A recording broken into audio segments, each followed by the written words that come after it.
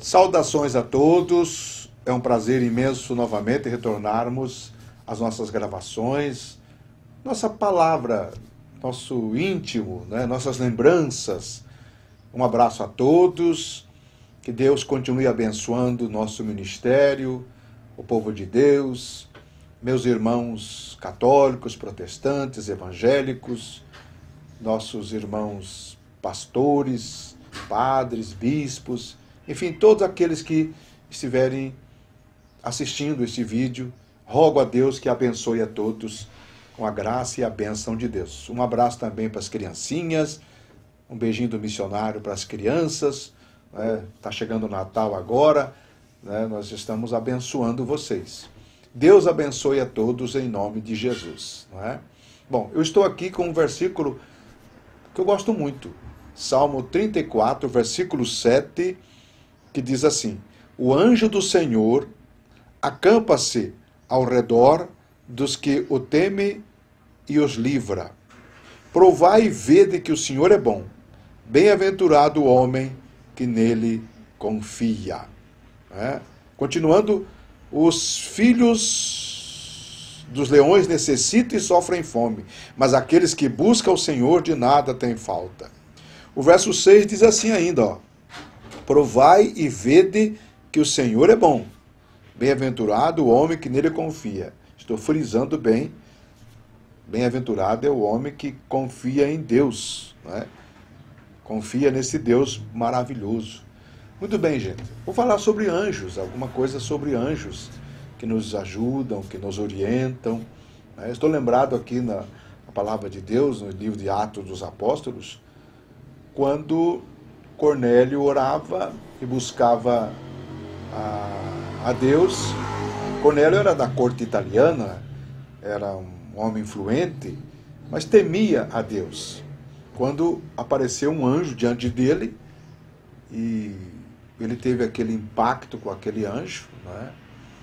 E o anjo deu o endereço onde estava o apóstolo Pedro, muito distante dali, na beira da praia, numa casa de um Simão, curtidor, e que ele mandasse mensageiros e que viesse Pedro até a sua casa. Agora eu pergunto, por que o anjo não completou toda a mensagem, todo o esclarecimento, todo o conhecimento?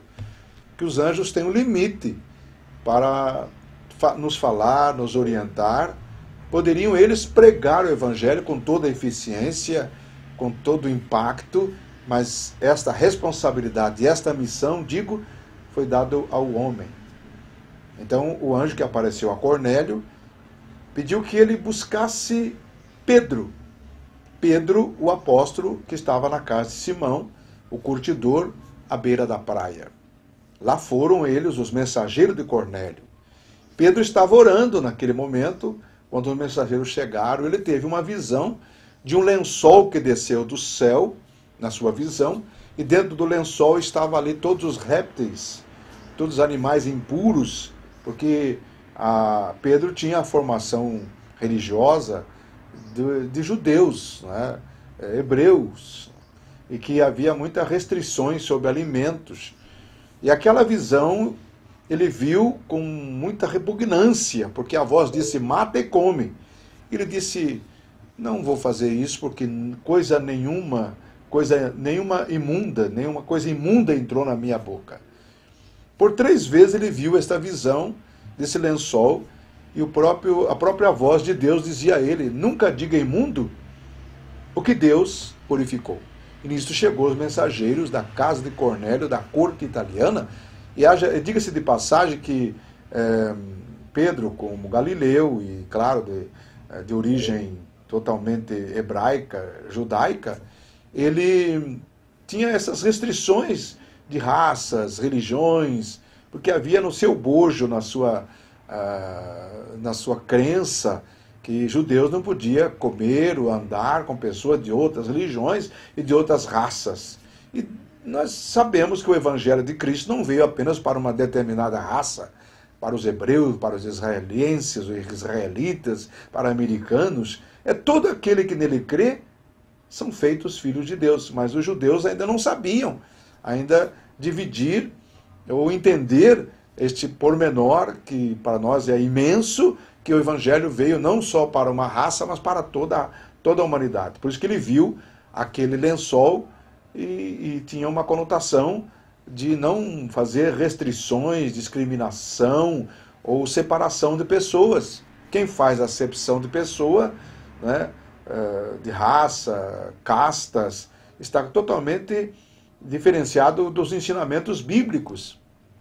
Quando aquele homem, aqueles mensageiros de Cornélio chegaram, disseram, olha, nós viemos da casa de Cornélio, ele pede que o senhor vá até a casa dele, e ele entendeu algumas coisas que Deus estava falando, para que o Evangelho ultrapassasse fronteiras religiosas, familiares, tradições, não é? E ele foi até Cornélio. Lá chegando, Cornélio quis adorá-lo, e disse, não precisa me adorar, não é? Enquanto ele falava do Evangelho, muitas pessoas foram com Pedro, foi uma surpresa tremenda. Cornélio se entrega a Deus e eles receberam o batismo do Espírito Santo. Mas como recebendo o batismo do Espírito Santo igual a nós? Eles então foram batizados nas águas. O que impede se já são batizados no Espírito Santo? Então foi assim uma mensagem de um anjo que trouxe Pedro até ali. Eu disse que os anjos são limitados a pregar. Eu creio muito que os anjos podem dar endereço, mostrar o caminho, estar presente nos momentos em que nós passamos perigos, ou estamos assim sendo ameaçados. Ele é a nossa defesa, nossa segurança. Os anjos são os nossos guardas, nossos protetores. Eis que eu envio um anjo diante de ti para que te guarde neste caminho. Não é? São coisas assim tremendamente reveladoras sobre os anjos. Eu não sou uma pessoa dotada de conhecimento de todo o ministério de anjos. Não, apenas eu quero dizer para vocês que eu creio que anjos estão ao nosso redor, nos guiando, nos sustentando, nos abençoando. Dia após dia a gente sente mais a presença desses anjos em nosso meio. Eles estão presentes nas nossas decisões, nos nossos momentos interessantes da vida. Os anjos estão sempre nos auxiliando, nos dando força para continuar, para viver essa jornada tão cheia de peripécia, tão cheia de perigos e inimigos, né, que nos ameaçam, situações inerentes, situações contrárias, que vêm muitas vezes nos desanimar. E eles estão ali, nos defendendo, nos guardando, nos protegendo. São milhões de milhares de anjos, e cada um tem suas funções, né? Eu creio nos anjos guerreiros que nos guardam, nos protegem, nos livram de todo o mal, né? Anjos poderosos que podem nos auxiliar no ministério da palavra, né? Comunicando nosso trabalho, mostrando o endereço, como fez com Pedro. Pedro vai na casa de Cornélio. Eles deram o endereço e ali houve conversão, houve o batismo com o Espírito Santo, houve a graça de Deus, a graça do Senhor. Eu me lembro de Abraão, quando recebeu em sua casa 3 anjos que anunciavam a ele a destruição de Sodoma e Gomorra. Não era um anjo com asas, com estrela na testa, brilhante. Eles tinham a formação de homens. E foram até Ló, e também eram pessoas, eles tomaram a forma humana, não é? Só que eles eram dotados de poder, de graça, quando disseram a Ló, fomos enviados para destruir a cidade, escapa logo, sai fora dessa cidade imediatamente, porque essa cidade será destruída. Ela estava completamente ofendendo Deus, né? O pecado era imenso, chegava até a presença de Deus, não é verdade? Então, os anjos estão aí para nos anunciar, eu creio que no juízo final vão se manifestar de uma maneira visível e tremenda. E por que não dizer que já estão em nosso meio? Não é? Eu tenho experiência de anjos nos ajudarem a trazer pessoas para a igreja, tomar a minha forma, tomar a forma humana. Eu creio que tem pessoas que podem ter essa experiência, já tiveram, que podem até se comunicar comigo, de anjos que tomaram a sua forma e falaram com pessoas nos hospitais, na rua, e a pessoa disseram, o senhor falou comigo, mas eu não estive lá. São anjos que tomam a nossa forma. Olha, eu me lembro de Pedro. Pedro, quando foi liberto lá da cadeia por um anjo, né, em Atos 12, ele estava acompanhado por um anjo que o livrou da morte, da destruição que Herodes premeditava contra a vida de Pedro. E o anjo tocou na sua ilharga, quebrou as cadeias que estavam ali, ou seja, as correntes, né, e o tirou da prisão. E o anjo o acompanhou até a porta da cidade, até a porta de Jerusalém. Aí o anjo se apartou. Quando ele chega na casa, toda a igreja estava desesperada, apreensiva, e oravam por Pedro. Ele bateu na porta onde a igreja estava reunida naquela madrugada, e a moça que atendeu disse: olha, Pedro está na porta. Alguém disse: não, não pode ser, Pedro está na cadeia. Alguém disse assim: pode ser o anjo dele, é o anjo de Pedro que está aí. Isso quer dizer o quê? Nos dá uma luz sobre isso, o anjo de Pedro. Quer dizer que o anjo de Pedro é um sósia, o anjo de Pedro tem as características de Pedro, as características fisionômicas, as características de voz, de rosto. Quem sabe? Porque você que está me assistindo tem um anjo seu que fala com Deus todos os dias e tem a sua característica, tem a sua formação de rosto e tudo mais. Né? Um anjo seu que te acompanha desde os primeiros momentos que você vem a este mundo e que registra todos os nossos feitos, nossos fatos e nossa vida perante Deus. Né? Eles são os relatoristas. Deus tem a informação tremenda, não é verdade? Quando eu viajava pela Itália, junto com o missionário que estava comigo e eu com ele me chamou a atenção sobre umas plataformas que havia nas montanhas. Ele disse: olha lá, tem umas plataformas no meio do mato, nas montanhas, porque a Itália é cheia de montanhas, né? Ele disse: aquilo ali eram observatórios, ali em cima ficavam sentinelas, e lá na distância, alguns quilômetros, outra plataforma, era assim uma rede de sentinelas por toda a Itália, até chegar à beira-mar, para avisar de um ataque, de uma invasão. E assim Roma era uma nação completamente estrategista, bem informada, informantes havia pelo mundo afora. Então aquelas plataformas, que ficava lá um sentinela olhando para o horizonte, para todos os lados, qualquer ameaça que havia, outros sentinelas avisavam através de espelhos com códigos, né? Ou à noite com tochas de fogo com códigos também. Imediatamente chegava ao conhecimento do imperador, que mobilizava suas forças de defesa, né?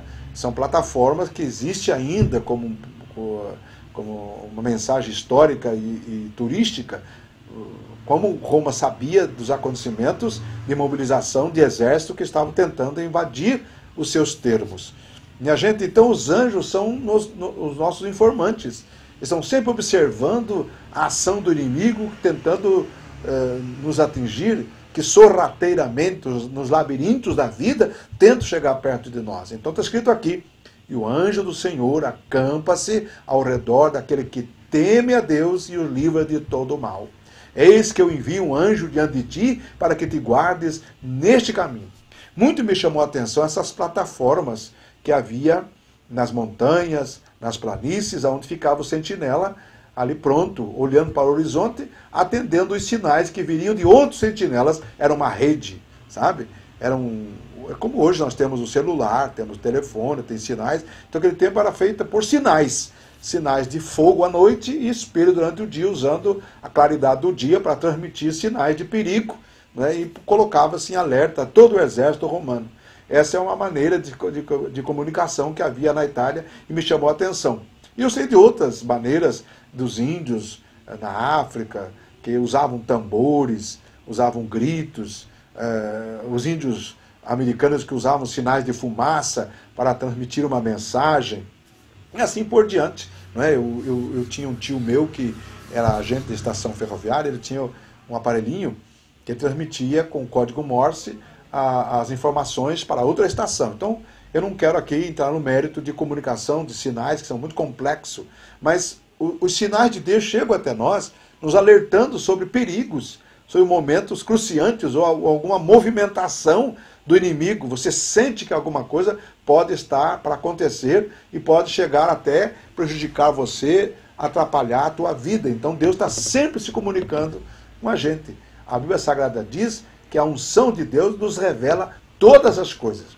Nós sentimos a mobilização e a maior reação que temos é orar, buscar, repreender, entrar em ressonância, entrar em comunicação com Deus, entrar em audiência com Deus, se apegar com Deus, porque a maior arma que nós temos, nós cristãos, é a oração, é a unção de Deus em nossas vidas. A oração pode mobilizar as forças divinas, pode trazer anjo ao nosso redor, pode trazer o poder de Deus, a unção de Deus. Sem isso, nós vemos o caos que está acontecendo. Alguma coisa está acontecendo na igreja. Nós precisamos buscar a presença de Deus incessantemente. Que Deus sonda o nosso coração, que às vezes a oração que Deus não aceita, é abominável. Se nós oramos para nosso próprio interesse, buscando a nossa afirmação pessoal, nós estamos aqui para buscar a afirmação do reino de Deus, para que o reino de Deus se espalhe, conquiste. Não é? E nós temos uma guerra que talvez alguém não tenha visto ainda. A nossa guerra é entre o bem e o mal. Ele usa todas as forças, todas as maneiras para atingir a igreja. Está no meio dos políticos, no meio de pessoas simples, a mobilização. Eu fui muito perseguido na minha vida, na vida espiritual. Olha, eu me lembro agora que eu estava aqui na cidade de Irati, há muitos anos, abrindo a nossa obra. Eu sou o fundador da igreja quadrangular Irati. Eu estava num salão, terminei a reunião e saí, fechei a igreja, carregando minha Bíblia, minha pasta, e entrei por uma estrada escura. De repente, um senhor avançou em mim com todo ímpeto e me encostou no muro, me agredindo. E na sua mão ele tinha uma garrucha. Me lembro que era uma garrucha, porque uma grande, e disse, eu vou te matar agora, e tal. Quando de repente, uma voz atrás dele, se você atirar, eu atiro em você. Um guardião de uma indústria chamado Toms, estava ali, viu a movimentação, e veio e encostou uma arma nas costas daquele homem. Aquele homem, pode deixar, eu não vou fazer nada, me dá, tal. E chamou até pelo nome, não, o missionário não está fazendo mal nenhum. Me dá essa garrucha aqui. Pegou a garrucha, fez ele sair e disse, olha, o senhor não saia mais assim sozinho, porque aqui é uma rua escura, ali próximo tinha uma rua onde se concentravam prostituições, e disse, olha, o senhor tem que... E me aconselhou, e me entregou aquela garrucha para que eu entregasse para a polícia. Eu conhecia um senhor chamado seu José Maria de Camargo, eu entreguei para ele essa garrucha enorme, com 2 canos, com cartucheira. Ele ia me matar. Quem inspirou esse guardião para vir ali? Ele disse, olha, estou te observando desde o momento que eu fui terminando a reunião do missionário. E ele ficou à espreita. Quem mobilizou aquele homem para vir ao meu socorro? Eu creio que foi o próprio Deus que inspirou aquele homem, porque era um homem, depois eu o conheci, e aquela pessoa nunca mais apareceu por ali para me agredir, para me ameaçar. Então, há momentos que você sente a mão de Deus operando em pessoas para te socorrer, para te ajudar, para ajudar a administrar, até ajudar a tua vida financeiramente na obra de Deus. Coisas tremendas têm acontecido no nosso ministério, porque eu não ficaria aqui 47 anos pregando se não houvesse esses sinais, essas maravilhas, esses acontecidos de Deus na minha vida. Então, o anjo do Senhor acampa-se ao redor daquele que está passando problema, necessidade. Né? O anjo tem seu limite. Você não pode pedir para um anjo te salvar a tua alma, mas salvar você de perigos. Peça para Deus enviar o teu anjo. Envia teu anjo, Senhor. Envia a tua força celestial para me proteger neste caminho. Né? Eu que tenho rodado esse Brasil e fora do Brasil, milhares de quilômetros, eu creio que só na eternidade vou saber de quantos perigos Deus já me livrou, de quantos problemas Deus dissipou da minha presença, quando eu confio e confiarei para sempre neste Deus maravilhoso, nesse Deus eterno. Então, eu vou pedir a Deus que envie um anjo para te guardar, para te proteger, para abrir as portas. Eu me lembro de Pedro, que eu estava contando agora, quando ele chegou próximo ao portão de Jerusalém. A porta que dá para a cidade era uma porta enorme, feita de ferro, Não é? Aquele tempo Jerusalém era cercada por altos muros, como defesa em tempos de guerra, que naquele tempo usava-se pedras nas guerras, fogo, né? E a porta era de ferro. Só que essa porta estava fechada, porque ela fechava ao pôr do sol e abria-se ao nascer do sol. Então essa porta estava fechada, era feita de ferro, tinha que esperar de manhã várias pessoas, vários soldados, abrir essa porta. Mas a Bíblia Sagrada diz, em Atos 12, que a porta se abriu por si mesma, abriu sozinha, para que Pedro entrasse. Quem sabe você está esperando uma porta para abrir. E essa porta que você espera vai se abrir sozinha. E a porta se abriu sozinha. Então há portas que vão se abrir sozinha. Talvez você reclama. Eu tinha um amigo que me prometeu, falhou. Um político que me prometeu, falhou. Aquela pessoa que estou esperando há muito tempo me prometeu uma ajuda financeira, uma ajuda moral, uma ajuda de influência e não conseguiu, até agora, me abandonou, confiei. Esqueça isso. Tem portas que vão se abrir para você milagrosamente. Portas que vão se abrir pela mão de Deus. Elas vão se abrir sozinha, por si mesma. Está escrito lá em Atos, capítulo 12, a porta de Jerusalém abriu por si mesma. Eu oro para que as portas que você espera, elas se abram por si mesma. Será que pode haver avivamento com esta conotação de milagre, de fenômenos espirituais? Eu acredito que possamos renovar. Está avançando muito crimes, muita violência, muito acidente, muita corrupção. A única arma que o mal respeita e se afasta é uma arma de uma igreja, de um povo que busca Deus. Estou falando de igreja em termos denominacionais, estou falando de igreja você. Eu sou a igreja, porque nome de igreja muitas vezes leva as pessoas a brigar, se desentender, se separar. Quando nós buscarmos a Deus, esta unção de repreender, de amarrar, vai desaparecer, diminuir, vai haver uma reação no mundo do inimigo. Imperativamente o poder de Deus vai agir e vai impedir, vai anular, vai neutralizar, vai paralisar a força do mal. Vamos neutralizar isso? Vamos paralisar isso? Vamos anular isso? Vamos, porque essa é a força que Deus nos deu. Eu vos dou poder para pisar serpentes e escorpiões e desfazer toda a obra do mal que está aí agindo na sua vida.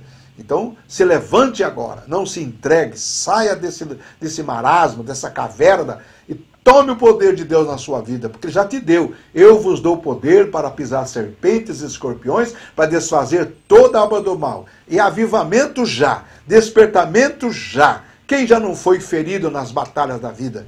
Quem já não passou por grandes lutas, como eu tenho passado, já passei, e quantas vezes vou passar? Mas eu vou abandonar o poder de Deus? Vou abandonar a graça de Cristo? Vou me desanimar? Eu sei que as vitórias passadas não vão garantir as futuras. Eu tenho que ter uma nova realidade. Eu tenho que ter agora um novo encontro, uma nova busca. Lembrança do passado não vão me garantir bênçãos futuras. Eu preciso buscar a Deus agora, nesse momento. Por isso que esse vídeo aqui é bem caseiro, bem íntimo, não é? Às vezes até com